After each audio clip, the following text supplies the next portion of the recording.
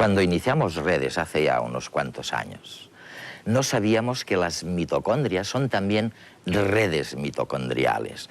Y bueno, estamos hablando de algo muy serio, algo que es el soporte de la vida, es la fábrica de la energía que necesitamos para vivir y parece que también es la fuente de nuestro mal principal, el envejecimiento. En la mitocondria, y eso es lo que vamos a ver hoy, está la causa y la solución. Todas las funciones celulares necesitan energía. La energía se almacena en unas moléculas llamadas ATP. Las mitocondrias son unos pequeños orgánulos que se encargan de la fabricación de ATP en todas las células de animales y plantas. Pueden existir hasta varios centenares en una sola célula. A partir de la degradación de los alimentos, proteínas, grasas y azúcares, las mitocondrias obtienen energía que transforman en ATP para ser utilizado por la célula según sus necesidades. Para llevarse a cabo la función mitocondrial, se necesita el oxígeno procedente del aire y da lugar al dióxido de carbono que expulsamos por los pulmones. Por lo tanto, las mitocondrias son las más interesadas en que nosotros respiremos. Cuando realizamos un ejercicio intenso o al que estamos poco acostumbrados, el oxígeno que recogemos no es suficiente para la mitocondria, de manera que ésta deja de funcionar. Como el cuerpo necesita energía, es decir, ATP para la actividad intensa, lo obtiene mediante otro mecanismo que da como residuo los cristales de lactato, responsables del dolor que llamamos agujetas. Douglas Wallace, profesor de genética molecular en el Centro de Ciencias de la Salud Robert Woodruff, ha dedicado 25 años a la investigación del rol de las variaciones en el ADN mitocondrial en la evolución humana y las enfermedades degenerativas. Cuando nos explican cómo es una célula, dicen que es algo así. Y entonces tenemos aquí lo más importante, que se llama el núcleo. Es una cuestión de perspectiva. Sí, sí, porque luego dicen que, bueno, ahí fuera, en algún lugar, están las mitocondrias, como si estuvieran abandonadas y fuera secundario, ¿no? Esperemos que no estén abandonadas. Las mitocondrias son las otras células humanas. En realidad, nuestras células están hechas de dos tipos de células. Nuestros cuerpos están hechos de unos 100 trillones de células y esto es lo que te hace a ti y a mí. Pero lo que es interesante es que en el interior de cada célula existe una colonia de bacterias y estas bacterias son de importancia vital, ya que son el generador de energía de la célula, suministran toda la energía al cuerpo y esos son las mitocondrias. Por tanto, hay unas 10 elevado a las 17 mitocondrias que se sostienen sobre tus pies en estos momentos. Ah, ya veo. Oye, ¿y de dónde vienen estas mitocondrias? Las mitocondrias tienen un origen muy interesante. En un principio, hace unos 2000 millones de años, eran bacterias libres. Luego quedaron rodeadas por las células que finalmente dieron origen a nuestras células y así empezaron a vivir en su interior. Es una especie de cooperación simbiótica. Exacto. Y lo primero que proporcionaron fue protección a la célula anfitriona, que finalmente daría origen a nuestro núcleo. Con respecto a la presencia del oxígeno que estaba apareciendo en la atmósfera de la Tierra, en un principio la Tierra tenía una cantidad de oxígeno muy reducida, pero después de que apareciera la fotosíntesis comenzó a emitir como residuo oxígeno molecular. Y esto cambió la atmósfera, de reducción a oxidación, lo que empezó a matar a muchísimos organismos. Durante 2.500 millones de años, nuestro planeta careció de oxígeno, el gas del que dependen prácticamente todos los seres vivos hoy en día para poder vivir. La ausencia de oxígeno, tanto en la atmósfera como en los océanos, no impidió la proliferación de miles de especies de microorganismos que colonizaron todos los ambientes. Las primeras bacterias generaban su energía mediante fermentación de pequeñas moléculas orgánicas. Más tarde, surgió un grupo de microorganismos con la maquinaria metabólica necesaria para realizar la fotosíntesis, empleando moléculas de agua como fuente de energía y liberando oxígeno gaseoso. Las cianobacterias, uno de los grupos bacterianos más amplios actualmente, colonizaron así durante el Arcaico tierras y océanos. Bastaba con agua y luz para que prosperaran desenfrenadamente. La invasión atmosférica del oxígeno liberado por las cianobacterias comenzó hace algo más de 2000 millones de años y constituyó la mayor crisis de contaminación ocurrida en el planeta. La mayoría de las formas de vida primitiva sucumbieron a la potente acción oxidante del gas letal y dieron paso a otros organismos para los que el oxígeno acabó siendo imprescindible. La actividad de las cianobacterias transformó la composición de la atmósfera. Esto provocó la aparición de nuevas especies bacterianas que toleraban el oxígeno o bien que lo utilizaban para la obtención de energía. Algunas de estas especies establecieron una simbiosis con otras células, incluyéndose en la maquinaria celular. La relación fue fructífera, ya que el huésped pudo sobrevivir a la presencia del oxígeno y las bacterias conseguían protección a la vez que perdían independencia. Se convirtieron así en las mitocondrias, orgánulos de las células animales y vegetales y verdaderas centrales eléctricas generadoras de la energía metabólica. La gente a veces se olvida de que las diminutas bacterias cambiaron toda la atmósfera del planeta. Todo el ¿no? ecosistema. Es increíble, ¿no? Sí, y un invento bioquímico. Este invento de tomar la luz y de utilizar la energía de esa luz para descomponer el agua en hidrógeno, creando los hidrocarburos para formar los cuerpos de las células y eliminando el oxígeno como un residuo. Y este residuo fue el oxígeno que necesitaban los futuros organismos para respirar y así poder vivir. Exacto. Y las mitocondrias, dices, era una bacteria que, bueno, que fue tragada y después, hoy avanzamos durante unos 1000 millones de años más. Estas mitocondrias ya habían inventado la capacidad de tomar el oxígeno del aire y de hacerlo reaccionar con el hidrógeno de los carbohidratos de las grasas, procedente de la comida que ingerimos, y de nuevo crear agua. Pero la energía que se liberaba quedaba atrapada para que pudiera ser utilizada por la célula. Pero además, estas mitocondrias, al contener oxígeno, tuvieron que inventar una forma de desintoxicar el oxígeno venenoso. Por tanto, cuando las mitocondrias quedaron atrapadas en la célula anfitriona, lo primero que hicieron fue proteger a la célula anfitriona del oxígeno tóxico. Y esto es lo que estabilizó la simbiosis.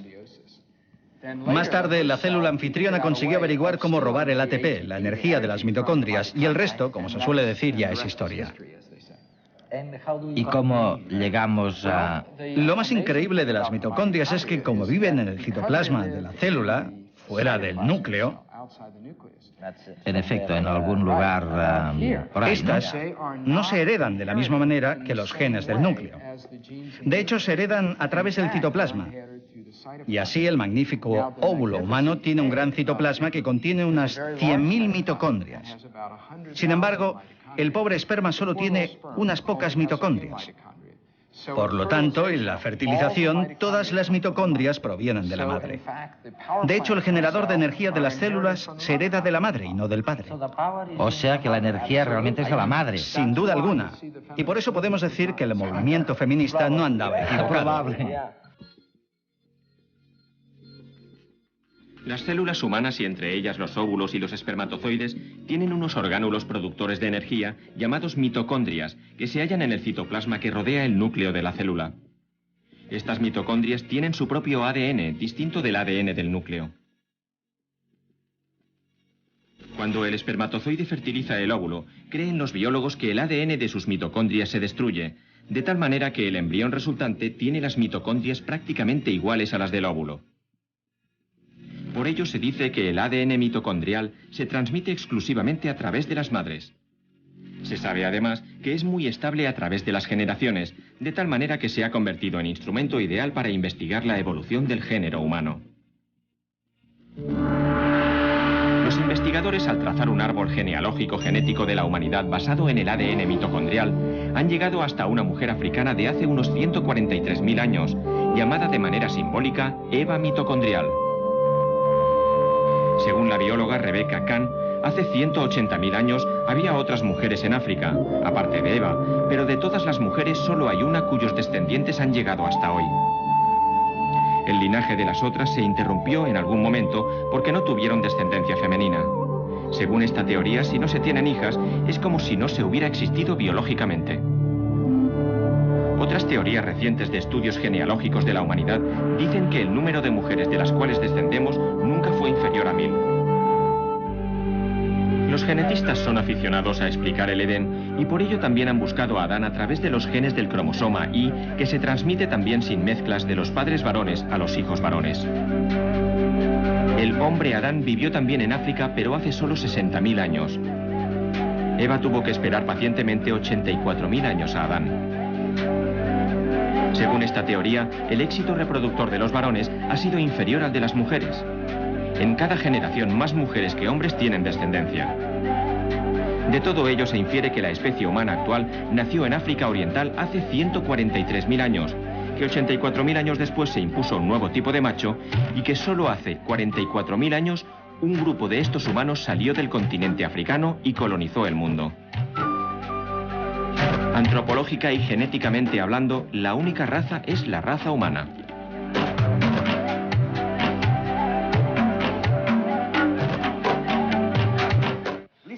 Escucha.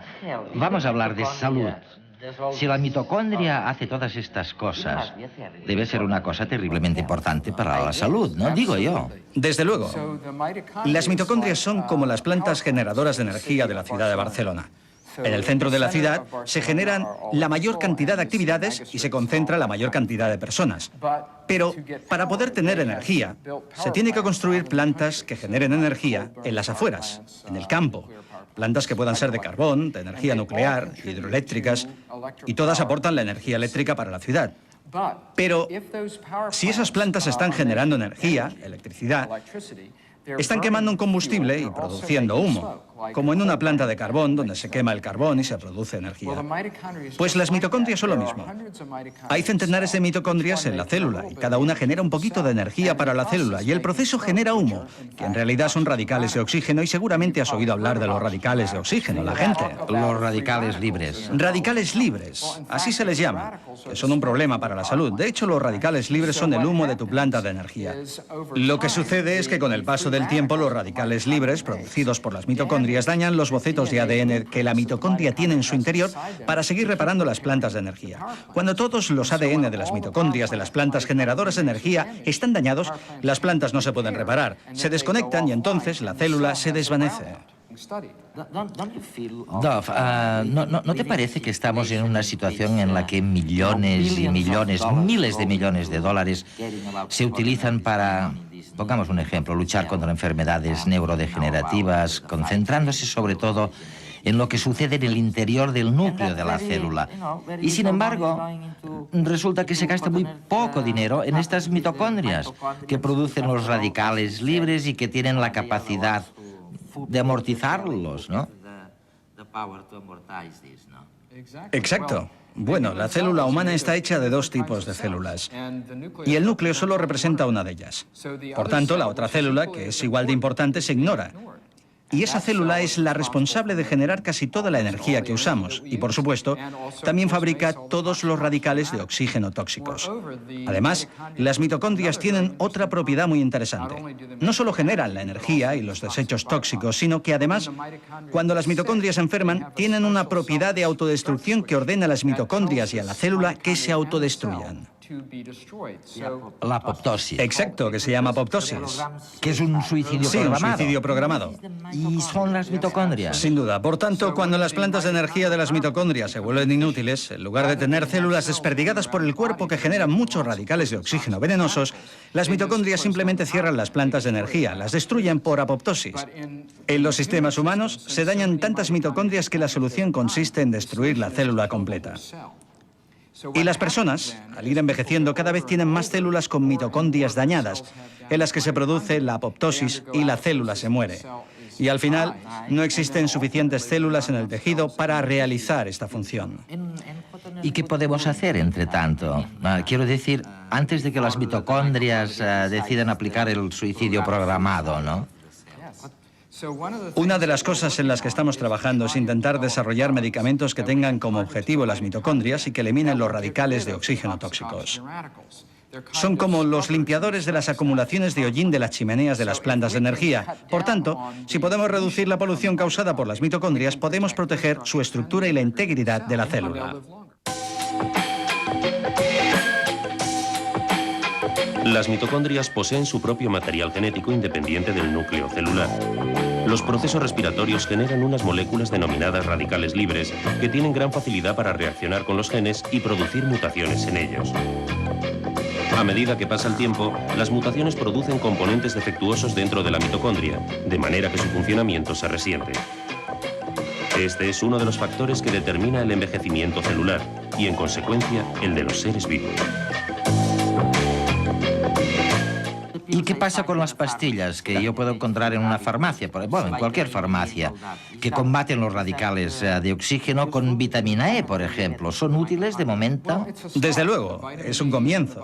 La vitamina C y la vitamina E y el caroteno van todos a las mitocondrias para reducir los efectos de los radicales de oxígeno. Pero no son muy buenos, son bastante ineficaces para eliminar los radicales de oxígeno. Lo que estamos desarrollando son medicamentos que continuamente, o lo que nosotros llamamos catalíticamente, estén reduciendo la polución, igual que lo hace el conversor catalítico de un coche. Así se regenera constantemente el catalizador y se va eliminando la porquería. Dov, y si tuvierais éxito, ¿en qué se convertiría el envejecimiento? Nuestra esperanza es que esto impida la progresión de las enfermedades degenerativas que creemos que están afectadas por las mitocondrias. Estas son enfermedades neurodegenerativas, tales como las disfunciones del Alzheimer, ciertos tipos de cegueras y sorderas y ciertas formas de enfermedades cardíacas, enfermedades renales, diabetes. Creemos que el daño causado a las mitocondrias es la causa de la aparición posterior de estas enfermedades. Por tanto, si conseguimos un medicamento que puede inhibir este daño, podríamos, de hecho, detener estos problemas que la gente desarrolla a una edad muy posterior. Ya, el problema ahora es que enfermamos, que tenemos estas enfermedades, que aparecen en una época tardía de la vida, porque vivimos un poco más. Pero luego el otro problema es que nos morimos demasiado pronto, digamos a los 80 o a los 90 años, ¿no? Mientras que hay gente que podría vivir 120 años. La prueba, por ahí los hay. Una buena política en relación con las mitocondrias podría ayudar a alargar la vida.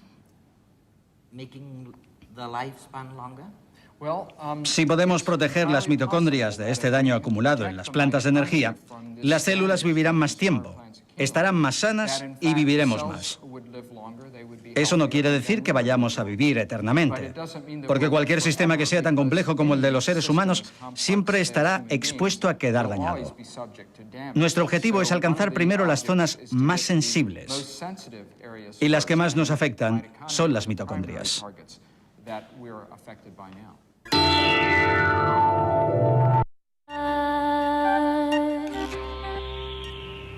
Estamos en redes y hoy estamos con un tema de moda, porque en la ciencia también hay modas, ¿no?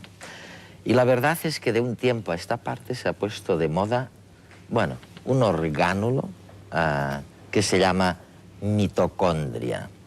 ¿Y qué les voy a decir? Pues la mitocondria es como una especie de corsario, de Robin Hood.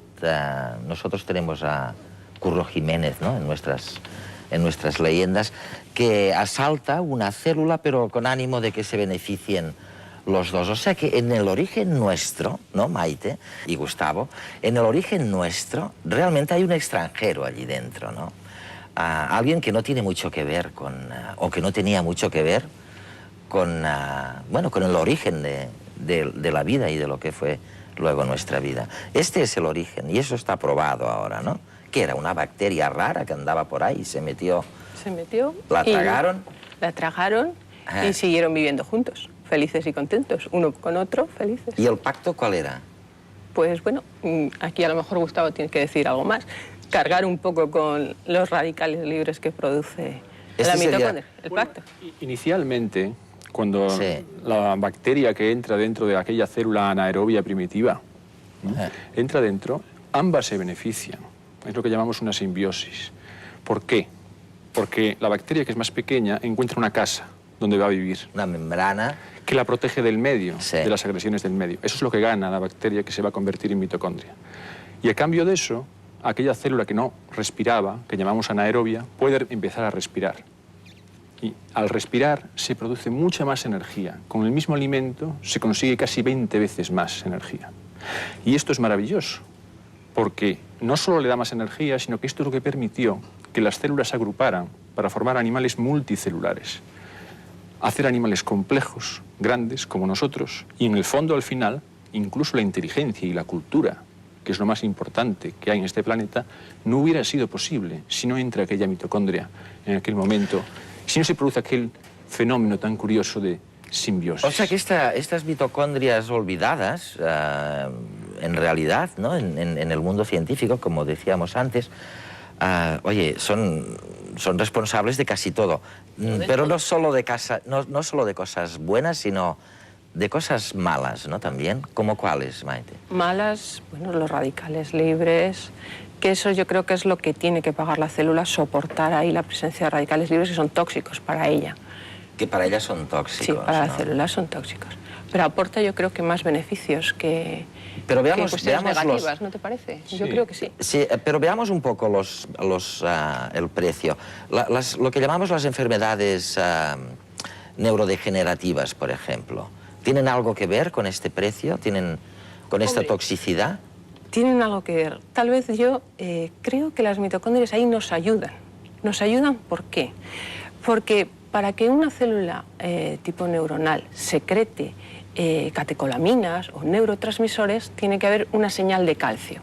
¿Una señal de? Calcio. Calcio. Calcio intracelular. Bien, pues las células de alguna forma dejan pasar ese calcio que viene del exterior y este calcio que entra dentro de la célula permite que haya secreción. Bien, pues las mitocondrias echan una mano a la célula de tal forma que hacen de tampón, de colchón, para que no entre mucho calcio y permita que la célula tenga lo suficiente para secretar. Cuando las células tienen dañadas las mitocondrias, ¿qué sucede? Sí. Entra mucho calcio. Al entrar mucho calcio hay fenómenos continuos de secreción, de excitotoxicidad. Y esto ocurre en fenómenos de enfermedades, en patologías neurodegenerativas.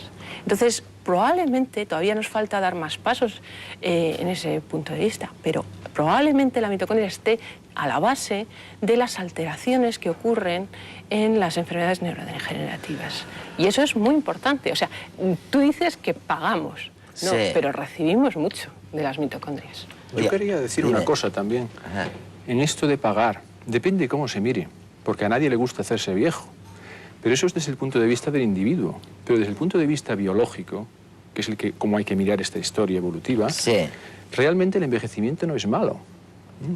Si uno lo piensa bien, se sabe seguro por estudios genéticos que esa bacteria que entró a la célula tenía muchos más genes. Y en ese proceso evolutivo, cuando ya estaba dentro de la célula, empezó a pasarle genes al núcleo, más y más y más genes. Pero, como se acaba de mencionar en el último congreso de mitocondria hace 2 semanas en Italia, se sabe que se detuvo ese proceso de transferencia. ¿Por qué no siguió pasando genes la mitocondria al núcleo? A algunos no se ocurre que probablemente era para dejar unos cuantos genes muy interesantes, que son genes que tienen que ver con la producción de energía, para hacernos envejecer. Es decir, muchos biólogos pensamos, yo entre ellos desde luego, que el envejecimiento está hecho a propósito, al revés de lo que pensaban los gerontólogos clásicos. Y por eso dejamos la mayor parte de los genes en el núcleo, porque son preciosos y nos moriríamos si se alteraran.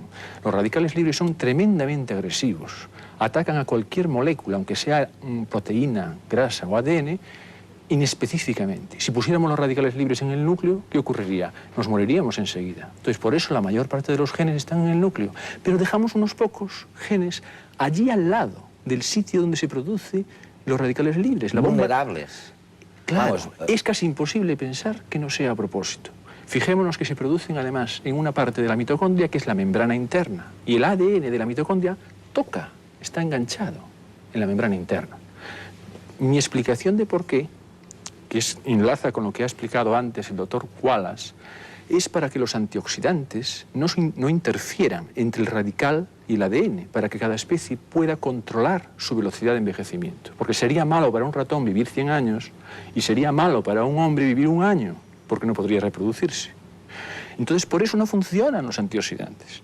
Sabemos que no funciona. Lo que hay que hacer es no dar antioxidantes. Lo que hay que hacer es disminuir la intensidad de producción de los radicales en la mitocondria, como han hecho las especies en su historia. Pero vamos a ver, Gustavo, yo entiendo eso en el sentido de que es probablemente bueno, evolutivamente, que se muera la gente, pero que envejezca, o sea, que le salgan arrugas, que viva, que le empiece a funcionar mal la memoria, el hígado.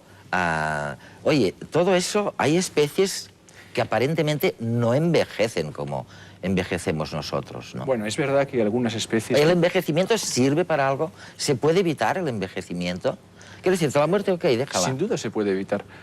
Pero no con antioxidantes, me dices. Me refiero, se ha evitado, porque hay animales que viven 1 año, como una musaraña, y hay animales que viven 120 o más, como nosotros. Fijémonos que es un factor de magnitud, 2 factores de magnitud, 100 veces más uno que otro. Es muy plástico. Recientemente se acaba de publicar, hace un par de semanas, en los Proceedings de la Academia de Ciencias de Estados Unidos, que cambiando un solo gen, esto cambia los conceptos completamente, aumenta la longevidad máxima de un ratón en un 40%. Antes se decía que era imposible, que era multicausal, que nunca íbamos a hacer nada. Sí. Ya se hace. Hay ratones, que son enanos, por cierto, coincide con que las personas altas viven menos, y no sabemos muy bien por qué, pero estamos intentando averiguar por qué ocurre esto. Maite, ¿qué me dices de eso, del envejecimiento? O sea, está programado, asumamos que está programado, sí, como dice Gustavo. Está programado, ¿Es pero absolutamente necesario? Es necesario, pero el envejecimiento como nosotros lo vemos hoy en día, sí, en el siglo XXI, es distinto que como se podía ver a principios del siglo XX. Está claro que las personas vivían antes, pues, ¿cuánto? 40 años.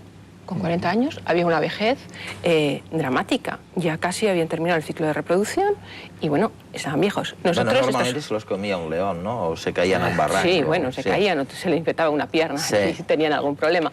Pero de 40 años a 80 años, que tenemos ahora el tiempo de vida medio, te das cuenta que bueno, pues que ha evolucionado. ¿A costa de qué? Bueno, pues este organismo se va deteriorando, ¿no? Entonces, bueno, pues evidentemente hay un deterioro por uso, por consumo, pero en esta sociedad hemos conseguido prolongar algo que en otras circunstancias no habría, independientemente de los radicales libres. Sí, Maite, pero si me dejas que añada algo, es que hay que distinguir, porque el problema es que cuando se utilizan las palabras, una misma palabra para 2 cosas distintas, nos confundimos todos. Lo que ha dicho Maite es cierto, absolutamente cierto, pero lo que ha aumentado en este siglo, de los 40 años que dice Maite, hasta los 80 que se viven ahora en Occidente, es la longevidad media, la esperanza de vida. Pero no hemos retrasado el envejecimiento ni un segundo. La velocidad del envejecimiento no ha... ¿Cómo íbamos a hacerlo si no sabemos qué es? Ahora estamos investigando la causa. Y en cuanto sepamos la causa, la podremos cambiar. Y cuando la cambiemos, enlenteceremos el envejecimiento. Gustavo, lo que dices es que ahora nos lavamos las manos, no se mueren los bebés cuando nacen y por lo tanto, en promedio, la esperanza de vida es mucho mayor, pero los años malos, la vida tuya y la mía... Hemos aumentado solo los años malos. Sí. Los que estamos investigando esto queremos aumentar también los buenos, porque si aumentamos solo los malos, viene el problema socioeconómico. La pirámide poblacional se invierte y ahora tenemos muchos viejos y en relación a jóvenes. Si retrasamos el envejecimiento de verdad, no alteramos la relación jóvenes-viejos. Ahora, tú me has dicho que con antioxidantes nada, no consigues nada. Se ha hecho muchas veces. ¿Seguro? No funciona, es seguro, esa es la aportación. Oye, Estados Unidos están llenas las farmacias y las tiendas. Son buenos para protegernos de la muerte, porque una cosa es envejecimiento y otra cosa es muerte. Cuando uno se hace viejo, aumenta mucho la probabilidad de morir, pero hay jóvenes muertos y hay viejos sanos.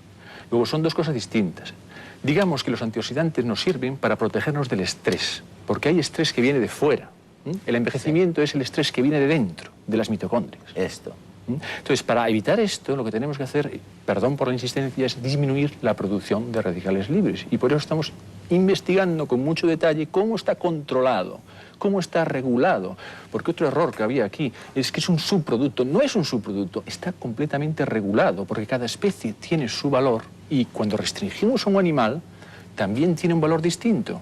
Porque hay una manipulación que retrasa el envejecimiento, hay que decirlo, que es la restricción calórica. Oye, vamos a hablar de la restricción calórica porque esto ya es lo último de lo último.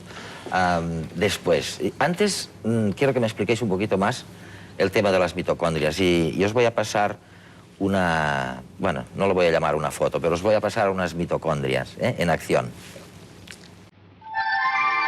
Estamos viendo una hifa del hongo llamado Phycomyces. En su porción apical se pueden reconocer las mitocondrias. Son los filamentos oscuros que se mueven.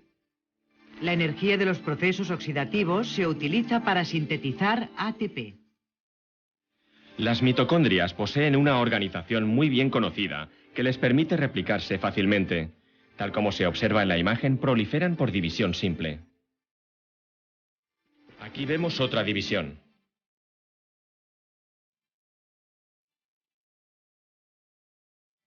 Las mitocondrias también se fusionan unas con otras. Este proceso tiene gran importancia durante la gametogénesis. Las mitocondrias, o sea, las han visto funcionando en plena acción y parece que, bueno, que son las responsables de nuestro envejecimiento o son las que podrían evitar nuestro envejecimiento, ¿no? Oye, ¿son así de verdad? ¿Son así estos bichos a los que dedicáis vuestra vida? Sí, sí, semejante a eso, son redes, yo le llamo redes mitocondriales. Claro, porque este es otro descubrimiento vuestro, ¿no? Bueno, no es mío, pero vamos, no, es reciente. Cuando digo vuestro, digo toda la comunidad sí, científica, ¿no? Es reciente y, bueno, del año 97, 98 se ha demostrado que las mitocondrias no es un orgánulo concreto, sino que es una red, un retículo, exacto. Como esto, ¿no? Como esto. O sea, que se llama redes, además, como el programa, ¿no? Sí, y además está entrelazado con el retículo endoplásmico, que es fundamental para la célula. Otro orgánulo que no hemos hablado aquí o no hemos tocado. Sí. Está el núcleo, está la mitocondria, está el retículo endoplásmico. En el retículo endoplásmico es donde se sintetizan todas las proteínas de la célula, las que necesita para secretar inmunoglobulinas, anticuerpos o para mantener su propia estructura de la célula. Entonces, fíjate, las redes mitocondriales están entrelazadas con el retículo endoplásmico con una proximidad tal que es que casi están juntas. ¿Y qué se transfieren? ¿Qué se dicen? ¿Qué se dicen? Pues ahí está el calcio, que tiene mucho que decir. Es el calcio intracelular, el que se encuentra en el retículo, que es un segundo mensajero para la célula, es el que puede pasar perfectamente de las redes del retículo a las redes mitocondriales. Y hay una interconexión. Toda esa interconexión entre los orgánulos es fundamental para que la célula haga lo que tiene que hacer en el momento que tiene que hacerlo. Oye, Maite, ¿cuánta gente hay en España, a ojo de buen cubero, estudiando las mitocondrias? ¿Cuánta gente? Muchas. ¿Pero 10.000? No. No. Es imposible. Es imposible. ¿1000? Quizás 100, 150 150. 100, 150. Oye, sí. esto es una pequeñez. Pero cada uno desde su punto de vista distinto, ¿eh? Claro. Abordamos la mitocondria desde distintas aproximaciones. Oye, pero sí es verdad que, primero, que la mitocondria es una especie de corsario que se introdujo en el origen de la vida, ¿no?, celular. Sí es verdad que la mitocondria, como me decís, es realmente la fábrica de la célula que le da la energía necesaria para vivir y para reproducirse. Si es verdad que el mal funcionamiento o lo que sea de estas redes, los malos contactos con los orgánulos destinados a sintetizar las proteínas, si es verdad que son responsables del envejecimiento, si es verdad que podrían retrasar el envejecimiento, ¿cómo es posible que solo seáis un centenar de tíos estudiando este tema? Pues oye, no lo entiendo, de verdad. Me gusta responder. Sí. Yo cuando empecé a trabajar en esto, me empecé a dar cuenta de que había mucha más gente en Estados Unidos investigando el problema básico del envejecimiento que en Europa. Y la razón fue, y si se me enfadan, que se me enfaden. No se enfada nada. En el programa Marco de aquella época no se daba dinero para el envejecimiento básico. No para las mitocondrias, sino para el envejecimiento básico. Se daba solo si uno investigaba enfermedades degenerativas, que hay que estudiarlas, por supuesto. Parkinson, Alzheimer, etc. Es muy interesante. Pero no nos olvidemos que lo que está debajo de todo eso el cáncer también, que aumenta muchísimo con la edad, las cardiovasculares, que es la causa número 1 de muerte en nuestro país, y todas esas degenerativas, lo que está debajo es el envejecimiento. Y cuando de verdad solucionamos los problemas es cuando vamos a la raíz de los problemas. Entonces, lo que yo me enfadaba un poquito, no es que le quite nadie el dinero a los que investigan las enfermedades, por supuesto que no, que hay que curarnos cuando nos ponemos enfermos, pero hay que dar también dinero a la investigación del proceso básico del envejecimiento. Oye, y hay una cosa nueva, Maite, corrígeme.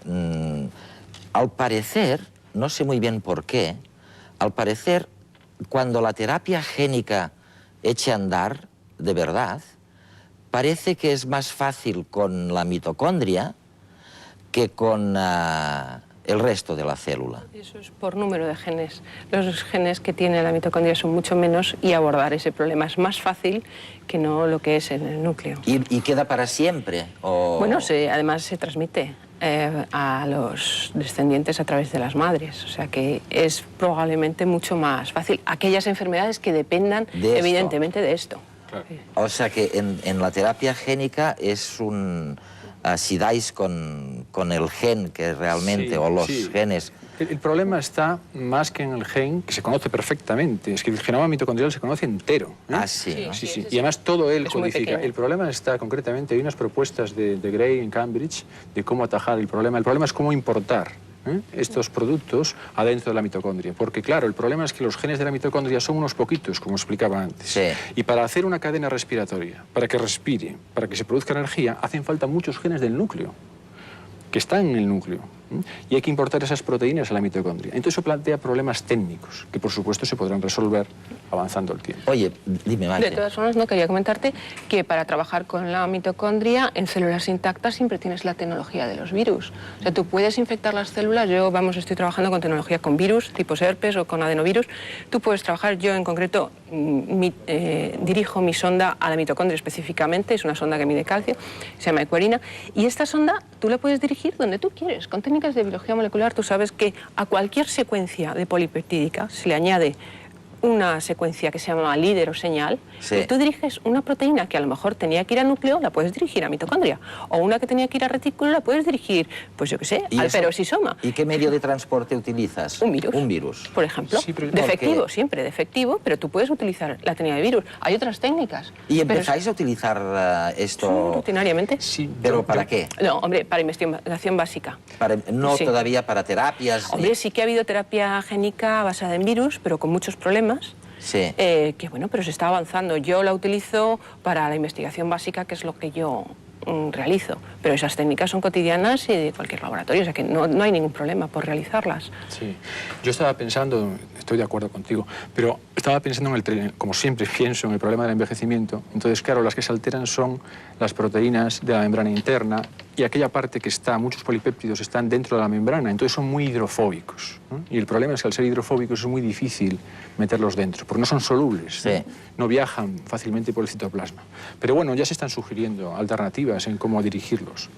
Oye, y entre tanto, ¿qué hacemos con el tema del envejecimiento? ¿Esperar a que progresen estas investigaciones de las redes mitocondriales? Bueno, yo sugeriría una cosa, sí. porque como dije antes, una cosa es no envejecer, que esto será para nuestros nietos probablemente, y otra cosa es protegernos nosotros que estamos vivos ahora y no morirnos, es decir, no tener muerte prematura. ¿Y qué podemos hacer? Y entonces hay una cosa muy importante que quería decir, que es, entre especies, el 90% de la diferencia de longevidad es genética, programada.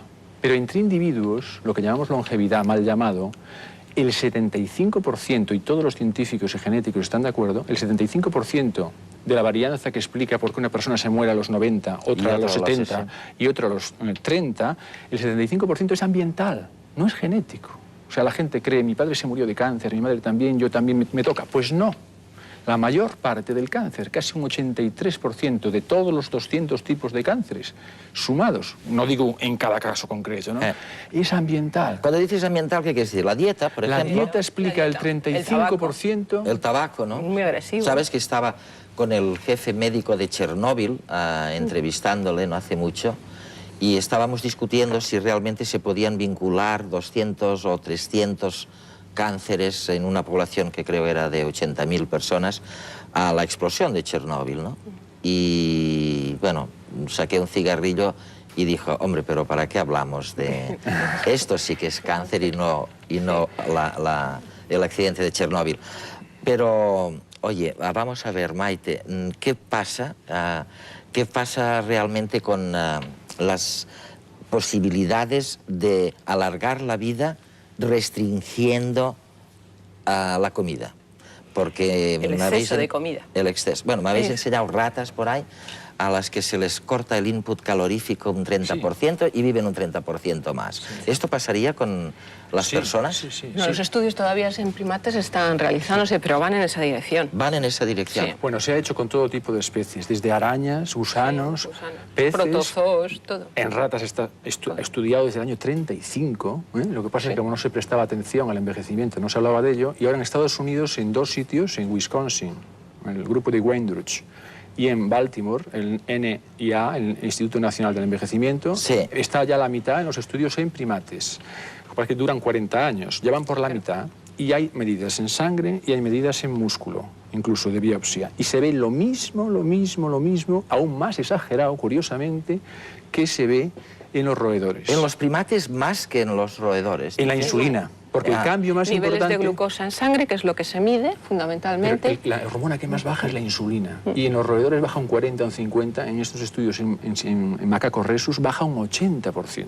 O sea que nosotros somos unos primates sociables, ¿no?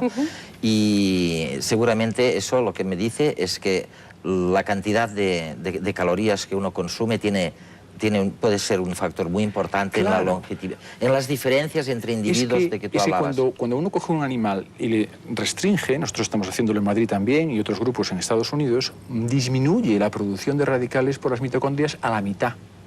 Y además baja el daño oxidativo al ADN, pero el de las mitocondrias, no al del núcleo. Y además viven un 30% más. O sea, incluso coincide cuantitativamente. Es casi clavado. 45 menos de producción de radicales, 30% menos hemos encontrado de ADN oxidado en las mitocondrias y entre 30 y 40% más de longevidad. Es muchísimo. Oye, aplicado a una persona... ¿Qué le diría? En términos prácticos, concretos, ¿se puede hacer alguna sugerencia a cámara, a nuestra audiencia? O sea, en 4 palabras... ¿Qué podemos decir a partir de lo que ya sabéis en este tema del input calorífico? Yo le diría a la gente que no piense que no se puede hacer nada. Los científicos estamos trabajando por nuestros nietos, pero ahora mismo el ambiente es muchísimo. Poniendo el ejemplo del cáncer, para no extenderme mucho, si sumamos, como se dijo antes, dieta, de una dieta adecuada, es decir, equilibrada, nunca un solo alimento, sin ser exagerada, y tabaco, si quitamos las causas de la dieta y las causas del tabaco... Sí, también. Pero solo con eso, el 65% de los cánceres desaparece. Por ejemplo, una recomendación que está establecida en Estados Unidos. Si tomamos todos los días, ¿quién hace esto? 5 veces al día frutas y verduras, la frecuencia de cáncer baja al 50%. Con 5 veces al día frutas y verduras. Juan y Maite, oye, en el tema de la dieta, entonces resulta que somos unos afortunados, ¿es verdad esa historia de la dieta mediterránea? Bueno. Como dice Gustavo, la dieta mediterránea en los años 60 en Grecia, ¿no? Claro. Pero, bueno, la verdad es que ahora mismo dieta mediterránea aquí no hacemos. No hacemos. Hay que volver a ella, o hay que ser racional. Tenemos la posibilidad en este país de comer fruta toda la que queremos y además estacional, que nos va cambiando en función de las estaciones. Verdura, ¿qué más queremos decir? Vegetales. Tenemos una agricultura que nos proporciona una alimentación exquisita. Otros países no la tienen que importar, nosotros la tenemos. Pues ¿por qué no seguir con nuestras dietas tan ricas? También, por supuesto, aumentar la cantidad de vegetales en nuestra alimentación, de legumbres. Otra olvidada, la legumbre, que es muy rica, muy buena. Olvidémonos del filete y la ensalada y tomémonos un buen plato de lentejas con arroz. Es posible empezar, a luchar contra el envejecimiento bastante antes de que lo sepamos todos. Todo de unas buenas normas de higiene alimentaria. Más que luchar contra el envejecimiento, yo diría envejecer bien. Envejecer con calidad de vida, porque vamos a envejecer igual, pero no nos vamos a morir si tenemos una vida sana. Y además de la dieta se puede mencionar la radiación solar. Es una barbaridad exponerse al sol, incluso con cremas, a las horas centrales del día, porque la radiación solar produce radicales libres y ataca al ADN. Y por eso luego tenemos cáncer de piel. Oye, el tema de la energía que nos suministran estas redes mitocondriales, ¿no? Y gracias a las cuales nos tenemos de pie, como decía Wallace, ¿es cierto que los órganos que consumen más energía son los que más mitocondrias tienen? Claro. Claro. El corazón es el órgano que tiene más consumo de energía por unidad de gramo en el cuerpo. Más que el cerebro. Más. Sí. Lo que pasa es que el cerebro en el hombre se dice porque es muy grande, es un caso especial que tiene en total. Pero lo que es por gramo de tejido, que es lo específico, es el corazón. Y el corazón, si uno lo mira, es fibra y mitocondria, fundamentalmente fibra y mitocondria. El que produce el ATP, el que gasta el ATP, el que produce la energía, el que consume la energía. Solo hay una cosa más intensa que el corazón humano, que son los músculos del vuelo de los insectos buenos voladores, que nos superan por 10 veces. Y ahí está tan empaquetado que solo se ven fibras y mitocondrias y casi nada más. O sea que cuiden sobre todo las mitocondrias, ya ven lo que pueden hacer. Oye, quedaros un segundo porque terminamos el programa con la cuestión. Es un juego que tenemos, un concurso que tenemos con la audiencia de redes. Y yo se lo quiero recordar una vez más, que seguimos abiertos a recibir sus propuestas sobre la cuestión que esta vez, se lo recuerdo, bueno, esta vez es sobre el universo, ¿no? La pregunta que Einstein se estuvo haciendo a sí mismo toda la vida. El universo en el que vivimos no podía ser de otra manera, porque esto es lo que nos sugieren las leyes de la física que estamos descubriendo, o bien pudo haber sido de otra manera. Es decir, hubiera cabido la posibilidad de que las partículas fueran otras, las densidades fueran otras, yo qué sé, las fuerzas fueran otras y por lo tanto hasta los sentimientos. O por el contrario, vivimos en un universo que era el único posible. Nos pueden escribir, nos pueden llamar por teléfono. Ahora mismo estarán viendo en pantalla el número de teléfono y dejar allí su propuesta. Bueno, pueden enviarnos sus propuestas por email. Hemos recibido, yo creo que estamos ya en más de un centenar. El mejor, incidentalmente, el jurado lo preside el propio presidente del Consejo Superior de Investigaciones Científicas, Rolf Tarrack. El que gane, bueno, pues ha ganado el ordenador portátil de redes. En redes no podíamos pensar en otro regalo. Hemos terminado el programa porque no nos queda ni un segundo más.